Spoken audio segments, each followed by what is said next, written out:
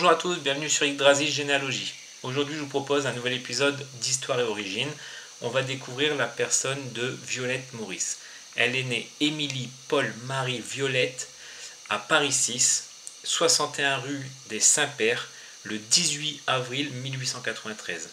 Elle est la fille du baron Pierre-Jacques Maurice et d'Elisabeth Sakakini, riche héritière d'une famille léventine. Voici l'arbre de Violette Maurice. Côté paternel et maternel. Du côté paternel, elle est la fille de Pierre-Jacques, comme je vous l'ai dit. Donc Pierre-Jacques, c'est un capitaine de cavalerie. Et le grand-père de Violette, c'est Louis-Michel, époux de Zora Ben Croula, ou Croula selon les archives et les recherches. Donc là, c'est une famille de Constantine pour elle. J'en sais pas plus, je sais juste qu'ils sont de Constantine. Pour Louis-Michel, le grand-père de Violette, alors lui c'est un général, il monte en grade dans l'armée, il occupe plusieurs fonctions en Algérie, il est fait comte par le pape, il est fait baron par Napoléon III, il est chevalier de la Légion d'honneur, officier de la Légion d'honneur, très grosse carrière militaire. Lui, Louis-Michel, il est le fils de Jacques Michel et de Agathe le Vieux. Donc Jacques Michel, il faut savoir qu'il a eu deux épouses. Il a eu Agathe le Vieux et ensuite il a eu une seconde noce où là il est parti s'installer aux États-Unis. Là-bas il va rencontrer un certain Benjamin Franklin avec qui il est très proche, il visite les États-Unis avec lui. Et Benjamin Franklin c'est un des pères fondateurs des États-Unis. Pour revenir en France, on va parler de Rouen. Rouen c'est la plus grosse partie de l'arbre de Violette, c'est Rouen. Du côté paternel, c'est des notables, hein, c'est des directeurs de manufacture, des juges consuls, hein, il y a un maître vinaigrier, c'est des notables de Rouen. Il y a une petite branche qui est sur Blois et là on retrouve un médecin royal. Donc vous voyez hein, que c'est que des militaires, ils ont fait Saint-Cyr en général, ils sont décorés, récompensés. Et ils côtoient du beau monde. Même la famille proche de Violette, hein, on retrouve encore amiral, général, même dans le cercle amical, c'est que des hauts gradés. Pour ce qui est du côté maternel, la famille Sakakini, c'est une famille qui est d'Égypte, mais plus lointain, ils sont de Syrie et de Palestine. Le nom de famille viendrait de fabricant d'épées. Le papa de Elisabeth, donc le grand-père de Violette, Gabriel, il est secrétaire de Mustapha Fazal Pacha, qui est un prince égyptien. Donc ils sont sur Alexandrie. Vous allez voir, il y a même un palais, le palais Sakakini, qui porte leur nom en Égypte. Donc je vais vous mettre la photo, voilà.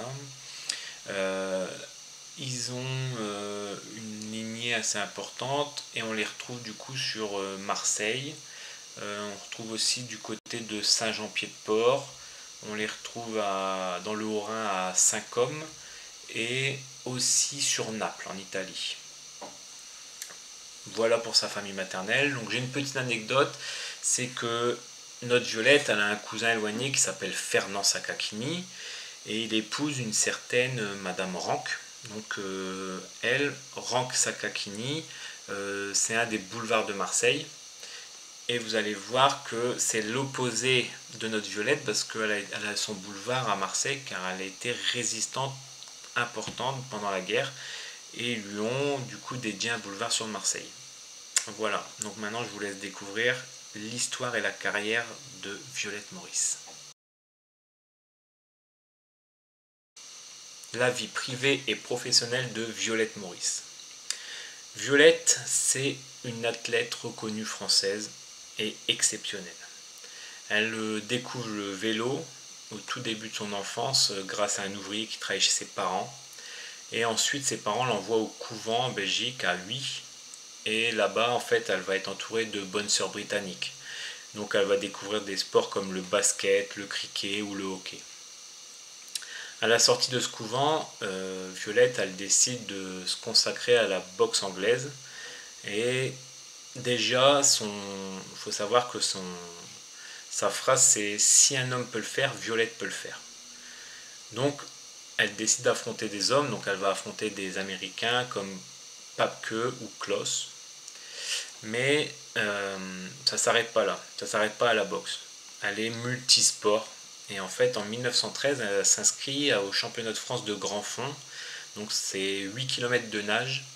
Et elle finira à 32 minutes du vainqueur. Et elle remporte la catégorie féminine. Bon, c'est sûr, c'est la seule femme de la compétition, mais c'est une belle performance. 32 minutes d'un homme pour l'époque en sport, c'est pas mal. Donc déjà, elle se fait connaître grâce à ça. Elle intègre l'étoile parisienne et en fait, dans ce club de sport, elle va découvrir, elle va s'essayer à plusieurs sports. 1914, on est le 22 août 1914, elle se marie, mariage arrangé avec Cyprien Gouraud. En fait, c'est une famille d'industriels dans le papier. Et Violette, le problème, c'est qu'elle est déjà ouvertement lesbienne à cette époque. Donc, pour moi, c'est un mariage arrangé. Elle se marie. 3 jours après, Cyprien, il est mobilisé sur la Première Guerre mondiale. Il est aviateur, il part faire la guerre. Mais Violette, il ne faut pas compter sur elle pour l'attendre à la maison. Hein. C'est pas ce genre de femme. Hein. Violette, c'est une dévouée, c'est une battante, c'est une force de la nature. Elle s'engage en tant qu'ambulancière sur le front. Elle est ambulancière, elle tombe malade, gravement malade. Elle est hospitalisée 6 mois. Et à la suite de ça, elle deviendra estafette sur le front. Donc les estafettes, eux, ils passent les messages entre certains fronts avec des camps de base. Ils sont un peu des messagers importants. D'ailleurs, Adolf Hitler sera lui aussi estafette pendant la Première Guerre mondiale côté allemand. Et pendant cette guerre, son papa il décède en 1918. Donc en fait, ça lui permettra d'avoir un héritage confortable pour pouvoir continuer sa carrière et se consacrer au sport. Pendant cette guerre, en fait, elle porte l'uniforme masculin et en fait, elle le trouve très confortable.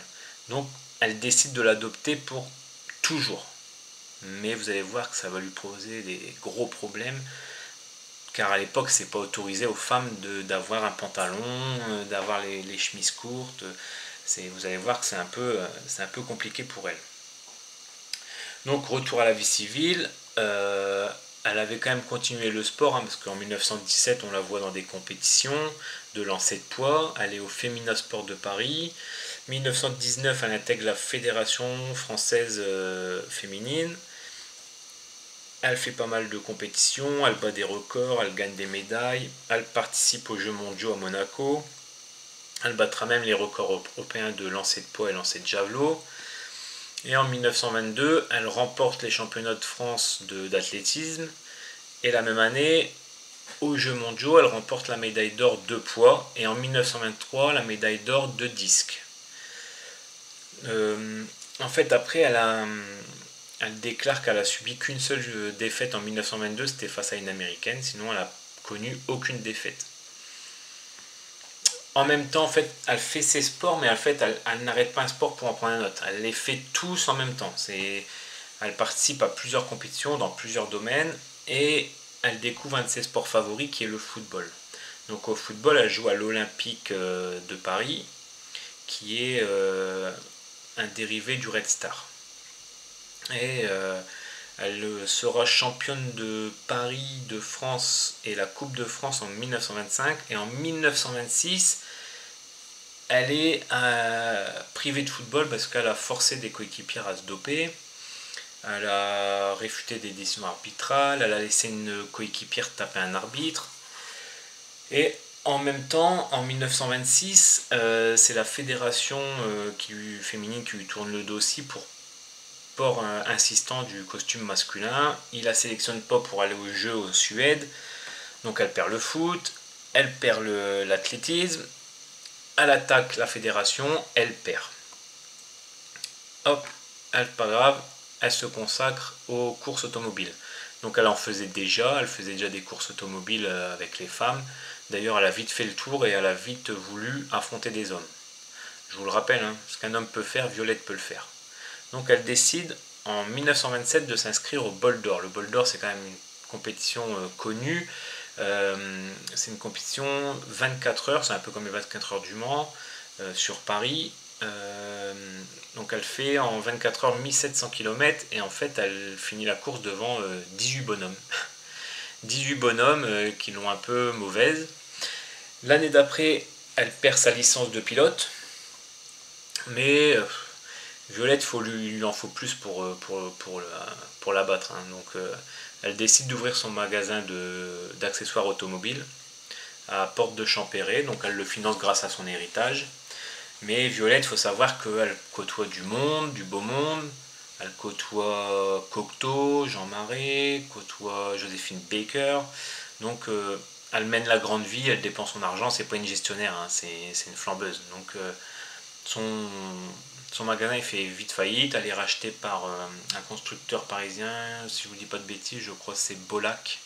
Donc elle est rachetée par Bolac et elle décide d'arrêter le sport définitif, de s'installer tranquillement à Neuilly, elle achète une péniche et il faut savoir qu'elle est en couple avec Yvonne Debré, qui est une comédienne, musical. Et du coup, elle décide de suivre la même carrière. Elle décide de se mettre au musical. Donc, elle passe à la radio, elle chante, elle se produit dans des cabarets. Et en fait, en 1936, elle aurait été invitée pour les JO de Berlin. Et en fait, c'est là-bas. Alors attention, on va prendre des pincettes, c'est selon les dires hein, de certains, et il y a certaines théories qui ont été démontées, mais c'est là-bas qu'elle aurait pris premier contact avec le parti nazi, et elle aurait été impressionnée par la grandeur de Berlin, par la beauté des jeux. C'était on va dire, paillettes dans les yeux, quoi. Donc elle a vraiment été impressionnée. Et en fait, elle vit une vie plutôt tranquille, on va dire, même si, selon les dires, elle aurait été déjà espionne pour les nazis. Mais bon, vous allez découvrir, vous ferez une idée par vous-même de sa vie. Donc, on est en 1937 à Noël, et en fait, elle fait parler d'elle à nouveau dans les journaux. En fait, elle a tué un ancien légionnaire qui l'a agressé chez elle sur sa péniche. Donc lui, il l'a agressé au couteau. Il aurait tenté de l'étrangler, il aurait sorti un couteau. Et elle, en fait, elle a sorti un revolver et puis elle l'a abattu.